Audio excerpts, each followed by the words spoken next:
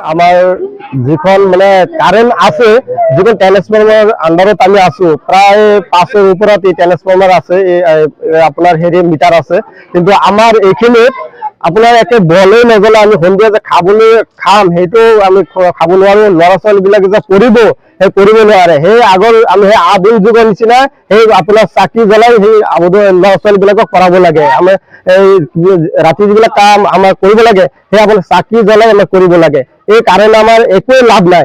গতিকে আগতে আমাৰ কি আছিলে, মানুহে বিল দিছিলে আপোনাৰ 5,000, 2,000, 3,000 কাৰোবাৰ মানে বেলেঞ্চ আছিলে, কিন্তু আজিকালি চৰকাৰে যিটো আপোনাৰ হেৰি কৰিছে, নিয়ম কৰিছে, ইয়াততো আপোনাৰ কোনো মানুহে আপোনাৰ 3,000 টকা যেনে তেনে যদি আপোনাৰ বিল হৈ যায় তেতিয়া আপোনাৰ কাৰেণ্ট আপোনাৰ কাটি দিয়ে। আকৌ আমি ৰিচাৰ্জ কৰিব লাগে। এতিয়াতো আপোনাৰ চৰকাৰতো কোনো লছ নাই যে মানুহবিলাকে যে এইটো কামত আপোনাৰ বিলবিলাক বাকী ৰাখিছে আমি এইটো কাৰেণ্ট নিদিওঁ, তেনেকুৱাতো নহয়।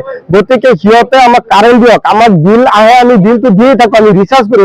যিটো চিষ্টেম কৰিছে এতিয়া আমি যদি কাৰেন্ট নিদিওঁ তেতিয়া আমাৰে লছ, মানে আমি কাৰেন্ট নাপাম। আমি আলটিমেটলি আমাক কাৰেন্ট আমাৰ ৰিচাৰ্জ কৰিবই লাগিব। গতিকে আমাক কেইবাবাৰ আমি চৰকাৰক আমি অফিচত আমি হেৰি কৰিছোঁ, যোগাযোগ কৰিছোঁ, কিন্তু আমাক সিহঁতে এটা এষ্টিমেট বনাই দিয়ে। এবাৰ 6 লাখ কিমান টকা এষ্টিমেট বনাই দিছে, এবাৰ 8 লাখ টকা এষ্টিমেট বনাই দিছে যে এইখিনি টকা দিলে তোমালোকে কারেন্ট পাবা।